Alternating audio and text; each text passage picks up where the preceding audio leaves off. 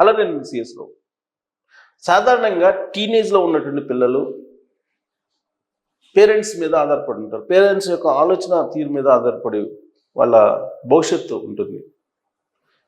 Parents ఏం చేస్తారో అది చేయాలనుకుంటారు. వాళ్ళు చెప్తే విననటువంటి ఏజ్ అది. కానీ పేరెంట్స్ ఏం చేస్తే అది అబ్జర్వ్ చేస్తారో అదే చేస్తారు భవిష్యత్తులో. పేరెంట్సే ఒక గైడెన్స్, ఒక గైడ్స్ పిల్లలకి.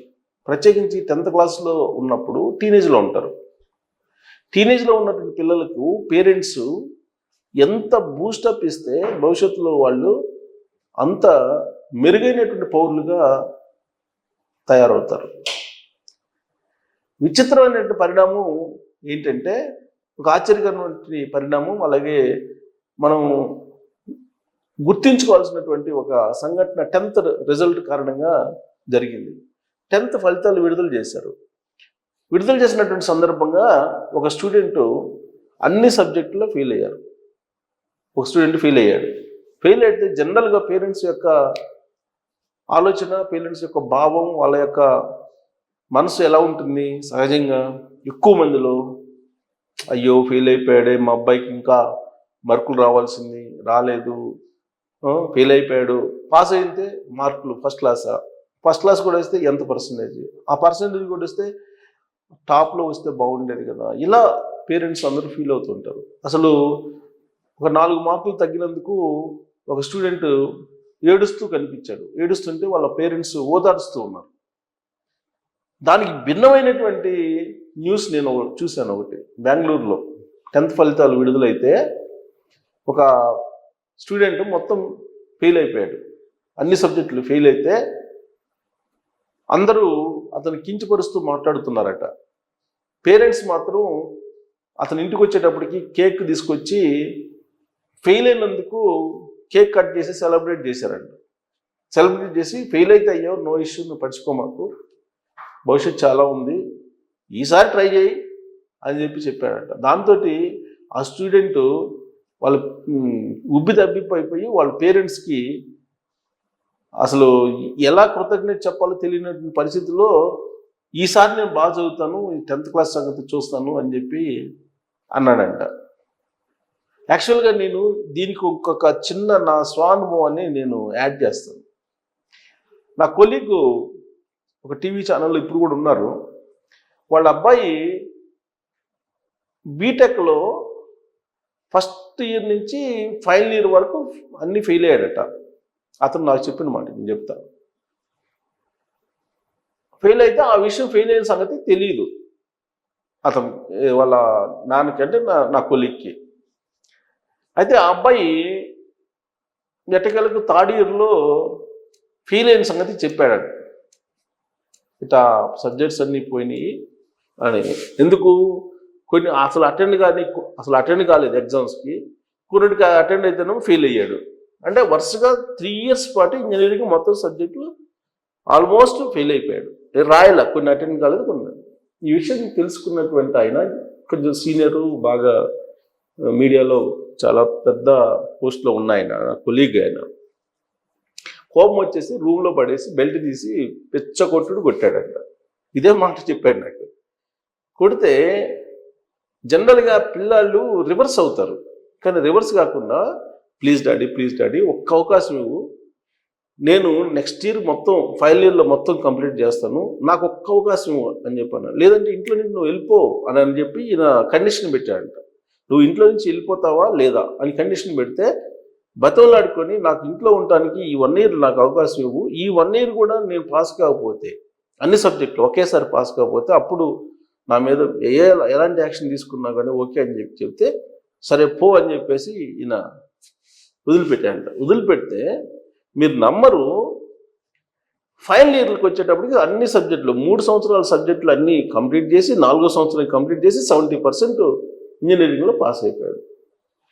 పాస్ అయిన తర్వాత ఇమీడియట్గా క్యాంపస్లోనే క్యాంపస్ ఇంటర్వ్యూలోనే జాబ్ వచ్చింది. వచ్చిన తర్వాత వెరీ నెక్స్ట్ 2 ఇయర్స్కి ఒక జంప్ వేశాడు 60 లక్షల ప్యాకేజ్ తోటి. ఆ తర్వాత 2 ఇయర్స్కి ఇప్పుడు ఎంతో తెలుసా అతని ప్యాకేజీ? 1,40,00,000 ఉంది. ఇది ఆయన చెప్పిన మాట నాకు. అసలు ఇది చెప్తుంటే నాకు చెప్తుంటే నేను నమ్మచ్చా నమ్మటానికి నమ్మశక్తి ఉందంటే ఆయన అబద్ధాలు చెప్పాల్సిన అవసరం ఆయనకి లేదుగా. ఇలా జరిగింది అని చెప్పాడు పిల్లాడి విషయంలో. సో అలానే పిల్లలు ఎప్పుడు షైన్ అవుతారో ఎవరికి తెలియదు. కాకపోతే పిల్లలకి కసి ఉండాలి. తప్పు చేయడం అనేది మానవ సహజం, ఫెయిల్ అవ్వడం అనేది మానవ సహజం. కాకపోతే ఒక్కసారి ఫెయిల్ అయినప్పుడు ఎక్కడ ఫెయిల్ అయ్యాం, ఎందుకు ఫెయిల్ అయ్యాం దాన్ని తెలుసుకొని ఆ ఫెయిల్ కాకుండా ఎలా చేయాలి అనే దాని మీద కనుక మీరు ఆల్టర్నేటివ్ మెథడాలజీని కనుక ఇంప్లిమెంట్ చేస్తే ఖచ్చితంగా లైఫ్లో సక్సెస్ అవుతారు. దానికి ఉదాహరణ నా కొలీగ్కి సంబంధించినటువంటి అబ్బాయి ఎపిసోడ్ మీకు చెప్పాను. సో అలాంటిదే ఇప్పుడు నేను 10th క్లాస్ రిజల్ట్ అప్పుడు చూసి నాకు ఈ వీడియోని మీకు చూపించాలనుకున్నాను. ఇదిగోండి, 10లో 6 సబ్జెక్టులు ఫెయిల్. కేక్ కట్ చేసి ధైర్యం నింపిన తల్లిదండ్రులు. 10వ తరగతిలో తమ కుమారుడు అన్ని సబ్జెక్టులు ఫెయిల్ అయినా ఆ తల్లిదండ్రులు తేలిగ్గా తీసుకున్నారు. పైగా కేక్ కట్ చేసి వేడుక చేసి ధైర్యం చెప్పారు. బాగల్కోటే జిల్లా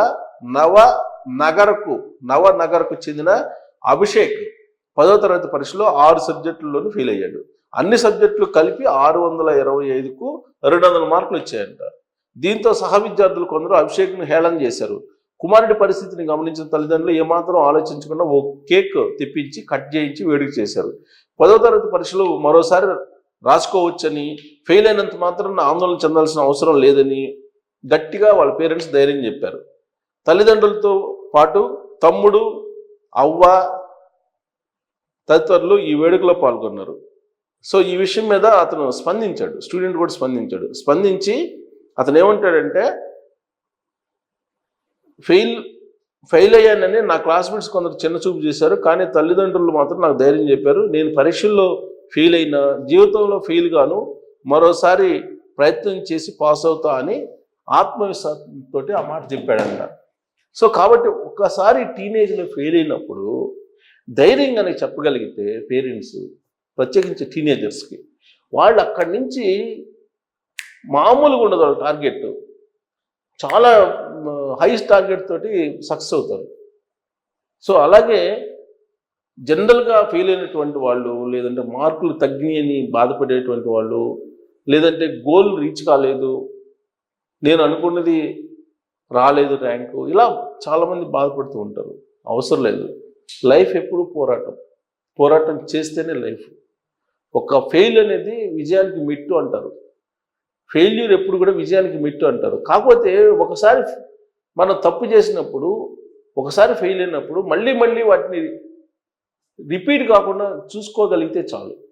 ఒక తప్పు జరిగింది, తప్పు అని తెలిసింది, మళ్ళీ అదే తప్పు చేస్తే అప్పుడు జీవితంలో పైకి రాలేరు.